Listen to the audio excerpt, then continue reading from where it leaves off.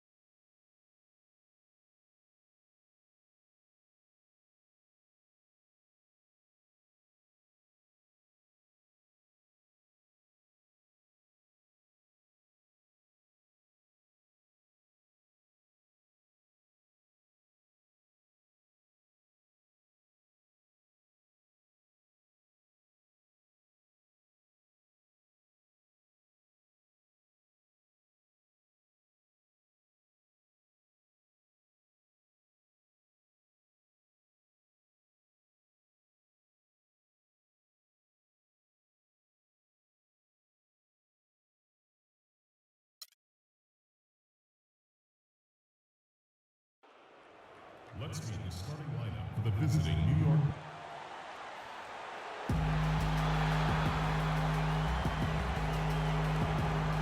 At the power forward position, standing 6'11", number 30, Tim Duncan. In the middle, at 6'9", number 9, Ben Wallace. The other forward position, 6'7", number 34, Paul Pierce. At the point, at 6'3", number 12, Stephen Curry. The other guard, at 6'6", number 4, Michael Jordan. Everyone in their seats here in Boston to watch the Celtics on the home court.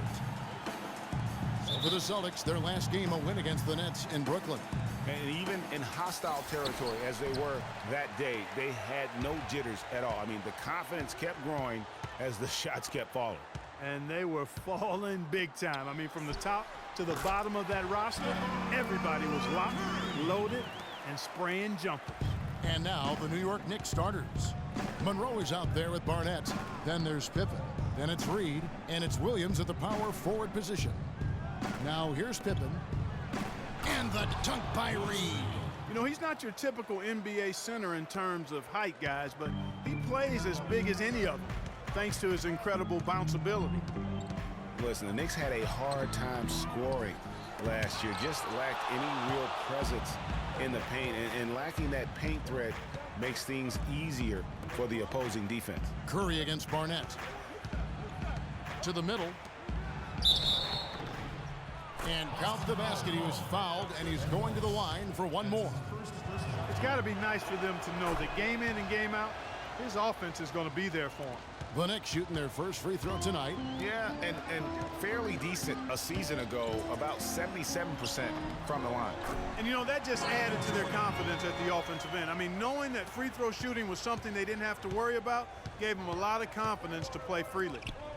You know, at the Knicks, they were second to last in field goal percentage from their front court. Granted, they were hit by injuries. It seemed like all over the place all season. Yeah, you know, with that poor field goal percentage shooting and being top 3 in field goal attempts on the year, not a good combination. And it looks like he might just be on his A game today, Clark. The Knicks have gone 2 of 3 here to start off the game. Now Monroe kicks to Pippen. Floats one. The rebound by the Celtics. This their first look at this year's New York squad. Yeah, and they took care of business against this group last year, winning the season series. Yeah, Greg, you're right. They're the better team. I mean, they expect to win this matchup. We'll see if they can take care of business tonight. Here's Pippen after Paul Pierce's score. The drive by Monroe. And no good, his first shot of the night, missing. And being that close to the hoop, I thought he had enough room to finish that one. And that one's good by Pierce. And I tell you what, anytime you get those easy ones, that basket starts to get bigger. Curry against Monroe. Laid in with a nice touch off the glass. Monroe's got his first bucket of the night. Well, Merry Christmas. I mean, that was a freebie. From 12 feet out, that's good from Wallace on the assist by Curry. Could be the first of a lot of mid-range jumpers that we see from him. And Steph Curry, 6'3" and about 195. I mean, a slender frame. You look back to high school and college, and that was one of the question marks. Did he have the strength to succeed? Now, here is Monroe. Clock at 6. And it's Pippen missing. It has not been an easy quarter for him, at least offensively speaking. Curry kicks to Pierce. And he gets that one to go off the front iron. Pierce has got his third basket of the night. And speaking of Curry's slight build, he's worked up and bulked himself. He's added some muscle. He even got up to 200 pounds, I think he said. But he didn't feel real good, Clark, at that weight. Yeah, it's not about the weight, Kevin. It's about strength. You need it to fight through screens and attack the rim, and he's clearly put on the strength he needs to play at his highest level. Jordan dishes to Pierce. Shot from 12. That drops, and it comes.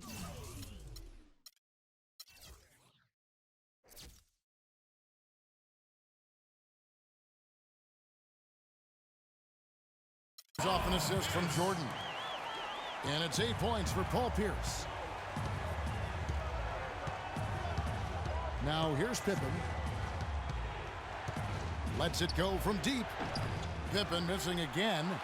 And he's clearly just disappeared here this quarter, not making any contributions here with his offense.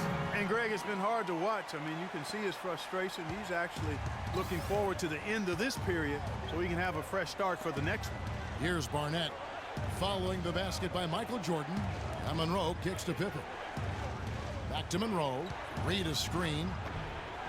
Monroe, no good.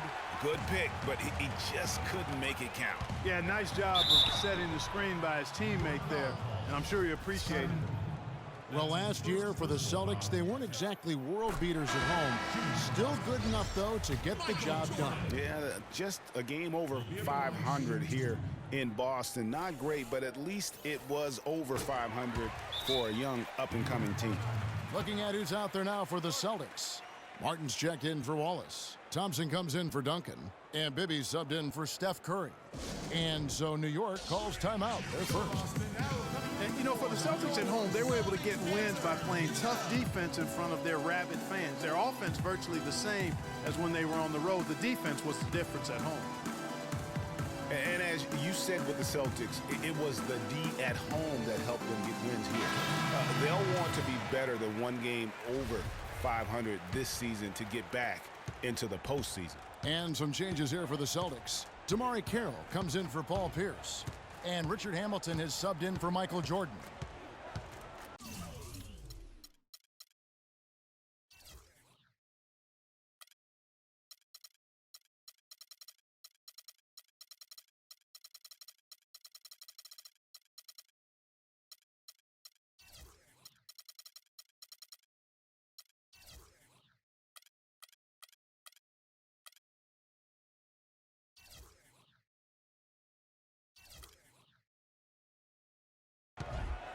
Pass to Ginobili. Fires from deep. And he gets the bucket. Ginobili's got himself going with the triple, his first basket of the game. How in the world did they let him get that wide open? Stolen by Ginobili. Steps back and fires. That's good. Ginobili's got 5 now. How about that move? Is this guy special or what? Just love watching him operate inside. Hamilton the pass to Bibby. Back to Hamilton. Williams with the steal. Ginobili against Hamilton. Martin with the block. And up the court come the Celtics on the break. Hamilton's got the ball. That's a quick bucket there. Solid in transition. Well, you know, he loves the chance to get out and run, and we could see right there why he does. Ginobili. That's in, and he's now 3 for 3 and looking sharp. Those are the kind of nice inside looks they've gotten in the first half here. And I think they should continue to work the ball down low, Clark. It's really going to free up their outside shooting. And it's good. Bibby's got his first 3 points of the game. Boy, such outstanding patience and decision-making for them offensively. Absolutely. Their ball movement has been outstanding, and they're piling up the assists. Ginobili dishes to Jefferson. That shot's good on the assist by Ginobili. It's almost as if both teams are in a zone. Well, offensively at least, partner. I mean, neither team's done jack diddly on D. Here's Hamilton. And no good trying to get that one. And the San Antonio Spurs have really popularized that unselfish offensive style of... There's a lot to be said for knowing, Greg, who you are and what your game plan is, and there may be no other team that gets that better than the San Antonio Spurs. And Kevin, it helps to have that core of Manu, Tony, and Timmy there as the foundation, and coaches on the floor for each new wave of players that come on board, whether it's Leonard or Splitter, Mills, Green, or any of the other role players that have come through this Spurs organization. All right, the second quarter beginning in just a moment. And the Celtics guys, what jumps out to you stats-wise? Just the start they're looking for in this game. Solid offensively through the first. Very crisp and sharp, not much stagnation at all on offense. Here are the 5 New York has to start here in the second. They've got Ginobili, Reed out there with Jefferson, then it's Pippen, and it's Monroe in at the point guard position. And at the line, it's all about consistency with him. His routine, his stroke, it never wavers. For 3, Pippen. And it's Klay Thompson with the rebound. Guys, last season, Klay Thompson made his first All-Star trip overall. Clark, his game took a huge leap forward. Hey, I agree with you, Kevin. And a big reason for that, I think, was his spot on Team USA. Playing the way he did and with that group really lifted his confidence. Excellent point. Monroe with it. He's picked up by Jordan. And the wide open shot from Ginobili buries the long-range jumper. Ginobili's got 10 points. Pierce inside the three-point line. And a great assist by Curry as that one goes in. Curry's got his 4th assist with that last one here tonight. And here in the second with about a minute and a half gone by. Monroe kicks to Jefferson. I mean, that's a tough break for the D. I mean, he took the hit and drew the whistle. Yeah, but he was late to get there, Greg, so the referee couldn't give him a free pass on that one. Kirk Heinrich, he's checked in for Thompson. Boston on D.